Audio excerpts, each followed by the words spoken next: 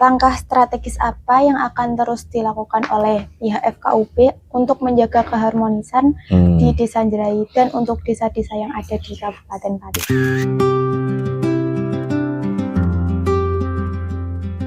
Assalamualaikum warahmatullahi wabarakatuh. Waalaikumsalam warahmatullahi wabarakatuh.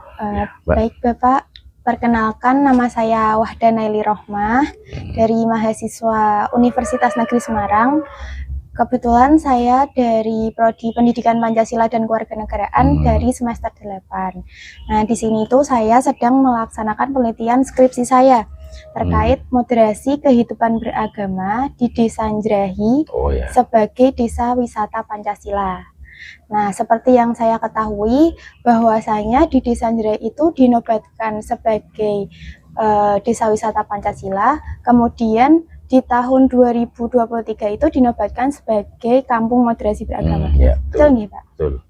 Nah, dari situ saya tertarik karena kebetulan kan pendidikan warga negara, bagaimana sih warga negara itu mampu harmonis dalam berbagai kerukunan yang ada di sana.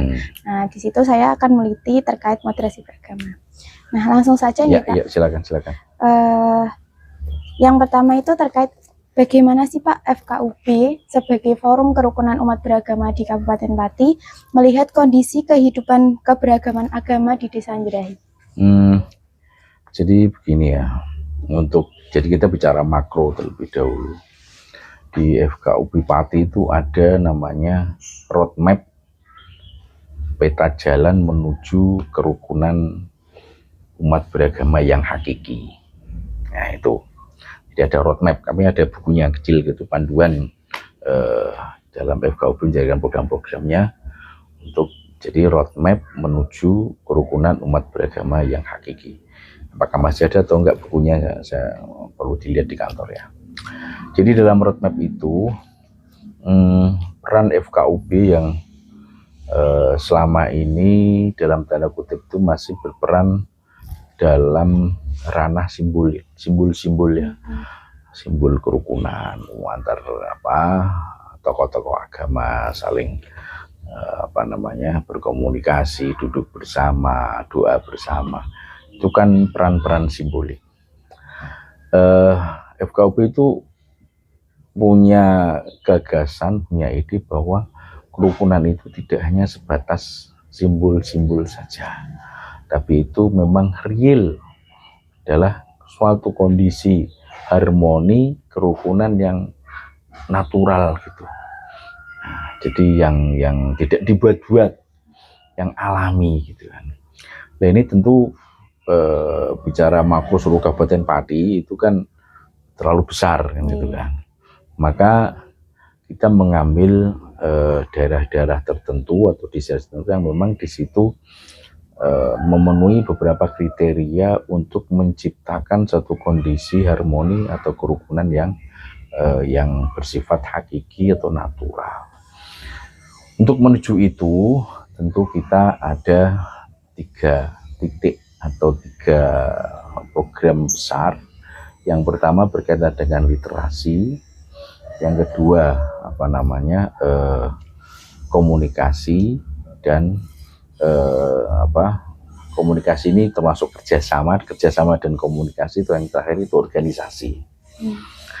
Mulai berangkat dari literasi, karena kalau nggak berangkat dari literasi itu kita nggak akan mencapai itu dengan baik. Dalam literasi itu kan mencakup pertama kesadaran akan wawasan kebangsaan, kebinekaan, keragaman, terus itu adalah juga moderasi beragama.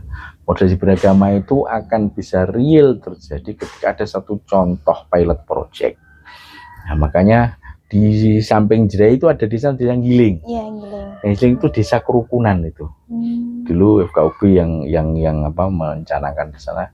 Kalau Njerahi itu desa Pancasila dan desa harmoni. Desa moderasi itu dari Kemenak. Kalau kami itu ada di sebelahnya tuh yang Giling itu.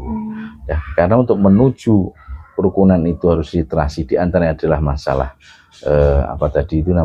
moderasi beragama. Maka disitulah titik pentingnya dasar untuk menuju harmoni kerukunan itu kita harus menanamkan tentang moderasi beragama.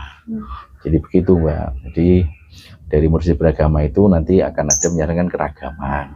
Keragaman itu dimana kita berbineka tunggal ika, tapi tidak harus tetap tidak bisa lepas dari kerangka negara kesatuan Republik Indonesia. Itulah yang ingin kita capai.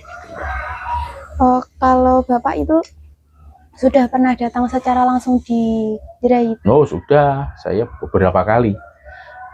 Setiap ada kegiatan itu ya. Seperti apa, Pak? Memang di sana itu sudah tercipta kondisi kerukunan yang bersifat alami dan itu sudah turun menurun. Jadi bagaimana agama yang itu bagian yang paling privat bagi seorang manusia itu diletakkan pada posisi yang memang harusnya seperti itu. Tidak harus ada ekspresi-ekspresi keagamaan yang atraktif, tapi pada batas-batas tertentu mana itu sisi kemanusiaan dan mana yang bersifat akidah dan keimanan. Itu memang di situ sudah jalan. Satu contoh, ketika perayaan atau ketika ada namanya momen-momen di masyarakat itu seperti ada kematian dari penganut agama Islam, tentu ada namanya budaya tahlilan. Fungsi tahlilan itu ada dua fungsi, ada fungsi ritual keagamaan mendoakan sesuai dengan agama Islam, maka disebut tahlilan dari kata tahlil. Tapi ada fungsi sosial, di mana pada satu majlis tahlilan itu ada yang di dalam itu bersama dengan imamnya itu Mbah Mudinya itu, dan tapi di serambi depan atau di rumah depan itu semua penganut lintas agama itu ada di situ, itu fungsi sosialnya di situ. Jadi itu terpraktekkan dengan alami, itu nggak dibuat-buat. Itu tahlilan, karena tahlilan itu kan nggak ada undangan. Nah, itu satu contoh. Nanti Waisak juga seperti itu, karena di sana itu agama Buddha cukup banyak penganutnya. Ketika perayaan Waisak itu ya yang dari non Muslim juga menyambut, bagaimana ketika Idul Fitri itu orang-orang Buddha ya juga mengucapkan selamat Idul Fitri dan ikut keliling, istilah sambangan seperti itu. Jadi itu sudah terjalankan. Maka beberapa kali kegiatan Kementerian Agama itu melibatkan FKUB di sana. Karena untuk sarasianya itu kebetulan narasumbernya dari kami, yang di atas itu kan ada satu kafe di sana, itu ada pernah ada kemah literasi juga membuat peran di sana. Jadi gitu. Karena dari wawancara saya kemarin itu bahwasanya emang dari FKUB itu sering datang. Nah, jadi saya ingin tahu lebih lanjut dari pihak FKUB itu. Dan kebetulan di sana tokoh lintas agama ini ada Pak yang diperagakan di FKUB itu namanya Pak Suripto tadi yang ikut di acara Imlek tadi itu kan. Dan itu beliau itu menantu dari namanya Pak Kasiran. Pak Kasiran itu kepala desa di Giling sana sekian periode, terus digantikan istrinya sekian 2 periode, terus baru orang lain yang dari Islam. Padahal di desa yang mayoritas Islam itu Pak Kasiran dan Bu Kasiran itu memimpin di sana dan enjoy aja, nggak ada masalah. Di Indramayu juga seperti itu ya, Pak? Di Indramayu juga seperti itu, jadi hampir sama. Dan memang kebetulan anak saya penelitiannya juga di Banjai, tapi di yang di Giling, desa Kerukunan itu. Ketika S1 di IPMAFA itu penelitiannya di desa Kerukunan. Jadi sisi praktek komunikasi dari jurusan komunikasi, praktek komunikasi lintas iman itu bisa terjadi secara alami di sana. Itu. Apakah di sana itu terdapat forum-forum antar umat beragama seperti itu, Pak? Tanpa ada di lembagakan, itu sudah berjalan gitu. Jadi di sana itu ketika mau membangun rumah ibadah wihara maupun musola, itu ya kerja baktinya ya semuanya. Iya, baik yang Muslim maupun yang Buddha, semuanya turun untuk kerja bakti. Jadi begitu selesai wihara, ada musola mau dibangun, ini di sana juga terjadi gotong royong itu ya secara alami ya. Karena untuk ketika mau ngecor itu kan kalau tukang semua kan mahal. Nah, itu orang-orang kampung yang punya keahlian itu turut tanpa melihat agamanya. Jadi orang Islam kerjasama kerja bakti untuk mendirikan wihara. Kalau yang saya tahu itu kan di sana, menurut pengamatan saya nih Pak, itu kan kayak seperti hewan anjing seperti itu kan dibebas luaskan. Nah itu dari Bapak sebagai FKUP itu bagaimana Pak melihat masyarakat di sana? Ada stigmatisasi yang sebetulnya itu salah kaprah ya.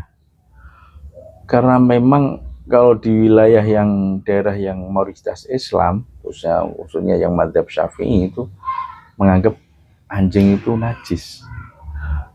Tapi kalau yang sudah puasanya itu ibaratnya ngopinya sudah jauh, kalau lihat di Mesir, itu ya anjing ya biasa sebetulnya, itu secara pribadi. Karena memang di sana itu ada namanya moderasi beragama dan anjing itu sahabat manusia, karena anjing sebagai penjaga kebun. Di sana ada kebun, ada durian, ada kopi, itu kan memang harus dijaga. Nah, yang jaga 24 jam itu ya anjing. Jadi di sana lepas dari stigmatisasi anjing itu najis atau bagaimana. Jadi kita nggak kaget kalau di sana anjing itu biasa berkeliaran. Kalau dari pihak FKUP itu sering mendampingi kegiatan apa Pak kalau di sana? Sebetulnya di sana itu lebih banyak sebagai pilot miniatur model kerukunan. Jadi kita mendatangkan yang dari luar. Kita adakan sarasen itu di sana. Besarnya tidak orang sana. Gitu. Jadi ada kemah moderasi, itu kan 2 hari 2 malam. Itu bergaul melihat keseharian masyarakat di sana. Jadi bukan kita memberi pendampingan itu tidak, kita hanya menjaga supaya itu tetap tidak terkontaminasi dengan pemikiran radikal, tetap moderasi terjaga, bahkan kita mendorong untuk tetap itu menjadi contoh model suatu penerapan moderasi yang secara alami tanpa ada rekayasa tertentu itu. Jadi ya ketika ada kemah moderasi semua penyuluh agama itu di sana. Nanti dari pengalaman di sana itu bisa diterapkan, diceritakan kepada masyarakat yang lain itu. Makanya jadi desa wisata, desa Pancasila, desa moderasi, karena memang ya itu kalau ditanya orang sana ngerti moderasi ya nggak ngerti, itu sudah tumbuh secara alami ya. Seperti mencari sate Madura di Madura sana ya malah bingung, karena semua sate Madura semua kan gitu kan. Gitu. Ya, oke. Ini sambil ini ya. Pak. Ini tuh dari kebun saya sendiri. Tisu nih, Cang. Berarti masyarakat di sana itu sudah merasa aman dan nyaman ya Pak, ada beragama tersebut. Betul. Jadi itu menunjukkan bahwa kebinekaan dan moderasi beragama itu sudah menjadi keseharian, dan itu bukan suatu yang datang dari, tapi itu memang itulah tradisi asli kita sebetulnya. Nah, jadi bukannya itu hal baru, itu bukan, itu tradisi yang asli yang sudah berkembang itu sebetulnya, yang dulu dikembangkan oleh pendahulu kita para wali songo itu yaitu. Kalau dari FKUP apakah ada sebuah program-program seperti itu Pak untuk menjaga keharmonisan itu? Ada, dan salah satu prodi zaman bisa melihat dari FKUP itu punya program ya mulai tahun 2024 itu kunjungan atau silaturahim ke tempat-tempat ibadah yang merayakan hari raya keagamaan. Nah, jadi seperti tadi ini kan karena besok Selasa ini Imlek, maka tadi kita berkunjung ke Kelenteng. Ini besok Mei itu ada hari raya sebelumnya ini Maret ini kan Waisak Nyepi. Nanti kita ya berkunjung ke pura yang ada di Pati sini. Ada 3 pura di Pati ini. di kepolisian itu di Satpas itu ada satu, terus ada di dekat pabrik kacang Garuda ada satu lagi di mana? Di Jaken sana. Nanti kalau besok Mei ini nanti ada Waisak ya, kita akan dari situ maka pembinaan kalau Waisak itu hampir selalu ke Gunung Ungkal, ke mana Celuak. Dari sana kan banyak dari situ maka kesenjangan atau sekat-sekat primordial agama itu bisa lambat itu luluh, bisa terjalin. Oh ternyata ya mereka senang kita kunjungi, karena di FKUB ini kan unik ya. FKUB ini semua pimpinan ormas keagamaan itu ada di situ.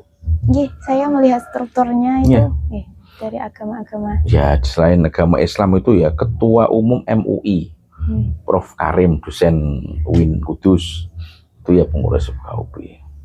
Pak Yusuf Hashim itu Ketua PCNU, Pak Lukman itu Ketua PD Muhammadiyah, Pak Bas itu Ketua Persekutuan antara Kristen sama Katolik itu, Pak Reto itu yang juga. Jadi itu semua tokoh-tokoh agama dan itu bisa terhimpun dengan baik tanpa ada sekat-sekat primordial antara kita, dan ya ini tadi bisa lihat seperti itu, kita guyub guyon, bahkan ya sudah seperti saudara gitu.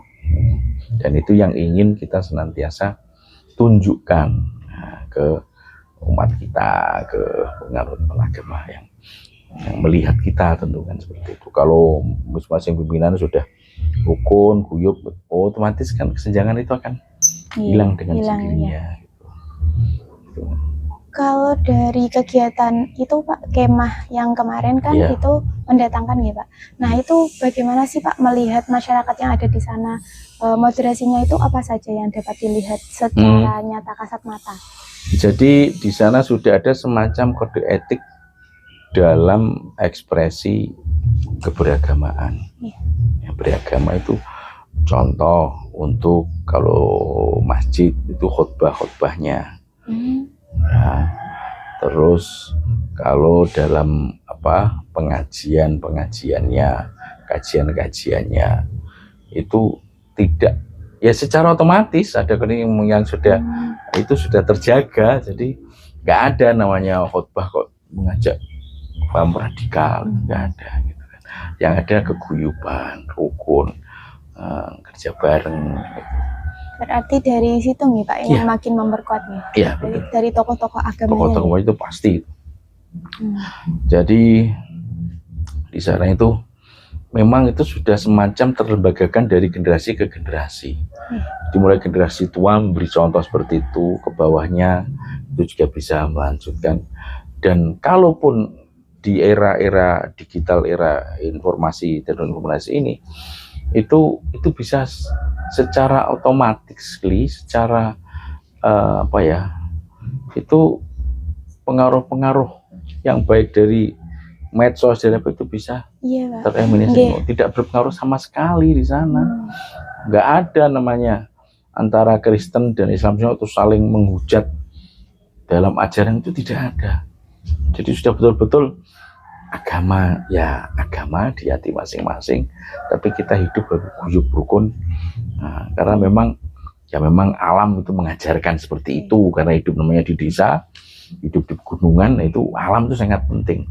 Dan di sana alam masih terjaga, gitu kan, masih asri ya, masih terlindung. Jadi pohon-pohonnya juga penanaman tumbuh-tumbuhannya, pohon-pohon besarnya itu masih terus. Nah, di situ alam itu memang menjadikan bagaimana mau nggak rukun kalau ada apa-apa yang nolong itu bukan orang yang ceramah di YouTube kok. Dari tetangganya. Dari tetangganya nggak pernah nanya agama kan gitu. Walaupun di YouTube seperti ini kan digenjleng seperti yang kelompok-kelompok radikal, yang kelompok penghujat lintas agama itu, baik agama apapun ada, itu desainnya nyaris tidak ada. Karena itu sudah ada macam kode etik ya ora ono wadan-wadanan cara Jawa ini. Itu tidak ada gitu. Dan itu sudah terlembagakan dari generasi ke generasi, nampaknya seperti itu. Jadi memang kita patut belajar. Saya ini bukan orang asli Pati, tapi melihat di sana kita bisa banyak belajar. Di sana gitu. Juga kebetulan untuk permakamannya nggih itu jadi satu enggak berdampingan. Iya. Tidak menjadi wong itu urusan masing-masing kok. Emang malaikat bingung kalau dimakamkan di antara orang non-muslim ya enggak. Kalau pendapat Bapak sejauh ini, apakah Bapak pernah mendengar di sana pernah terjadi konflik atau apa? Di sana tidak. Tidak pernah. Tidak pernah sama sekali. Itu karena memang sudah ada mekanisme, yaitu mekanisme apa ya istilahnya, saya lupa. Jadi sudah bisa dikomunikasikan, dibicarakan kalau ada apa-apa. Karena secara real itu tidak pernah ada pergesekan yang bersumber agama, tidak pernah. Yang ada kan masalah ekonomi, masalah jalan, saluran air, bagaimana tentang sumber daya air itu apakah bisa ngalir lewat kampung, itu kan itu sebetulnya yang ada.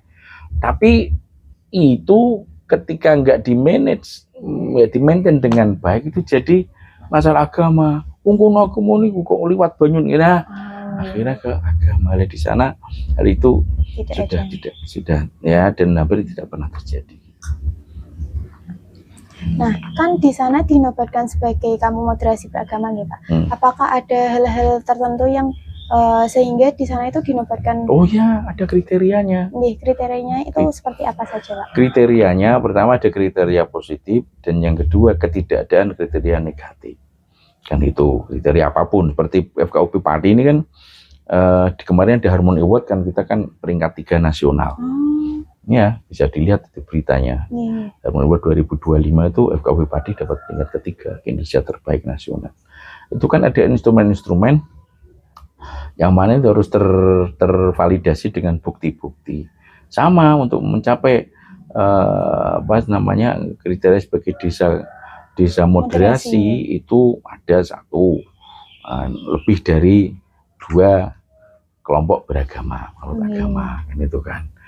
Terus masing-masing mempunyai tempat ibadah. Nah, terus itu banyak sekali seperti itu, tidak pernah terjadi. Nah, itu yang negatifnya tidak ada, tidak ada. Terus dipimpin oleh pemimpin agama apapun itu tidak masalah. Jadi tidak menjadi isu politik yang bernuansakan agama, itu tidak pernah di sana. Itu kriteria, dan itu kalau nggak terpenuhi ya nggak bisa. Gitu. Kalau penobatan sebagai kampung moderasi beragama itu pihak mana saja nih Pak yang terlibat sebagai? Itu sesuai dengan penyelenggaranya. Kalau kampung moderasi itu Kementerian Agama. Kan. Nanti kalau desa kerukunan itu juga Kementerian Agama, terus yang desa Pancasila itu Kementerian Dalam Negeri. Gitu. Jadi masing-masing itu. Kalau seperti kemarin Harmony Award itu dari Kementerian Agama. Gitu. Jadi itu timnya sendiri-sendiri. Gitu.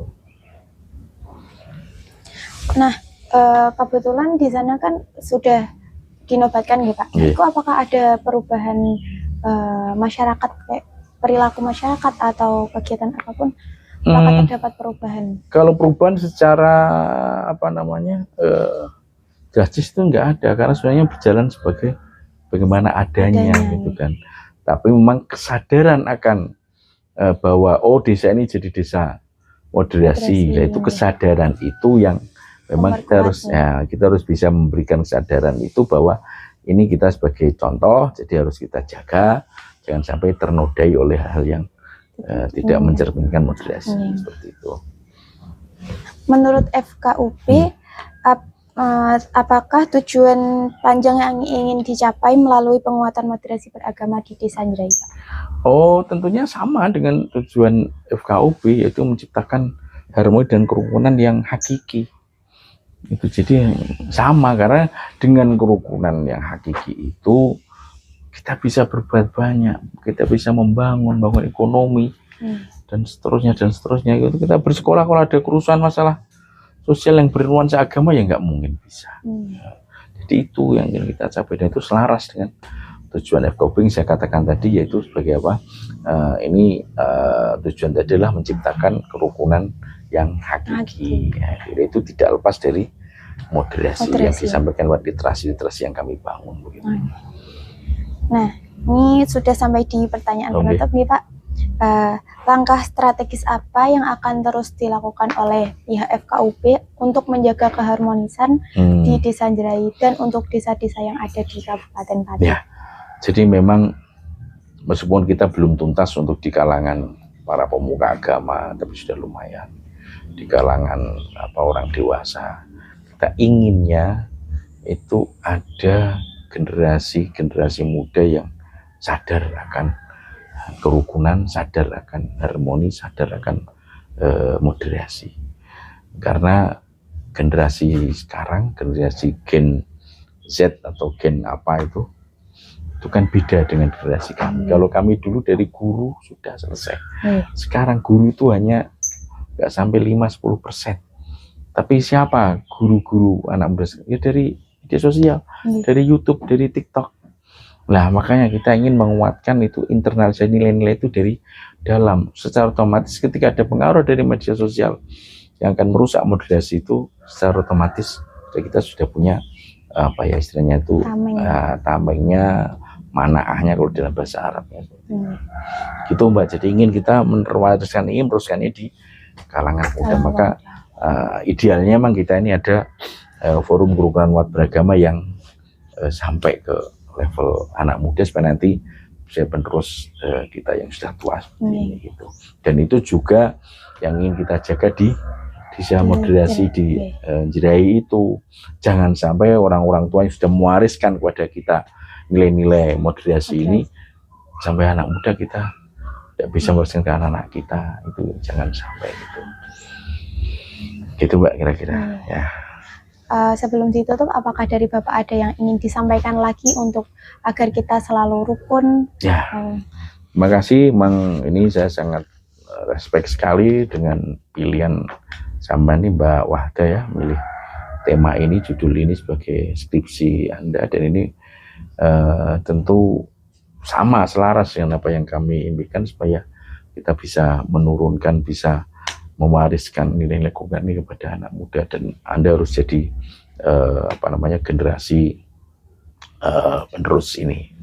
Jadi jangan sampai mudah terkontaminasi dengan tarikan-tarikan yang bersifat radikal maupun lain-lainnya. Saya kira itu, Mbak. Terima kasih.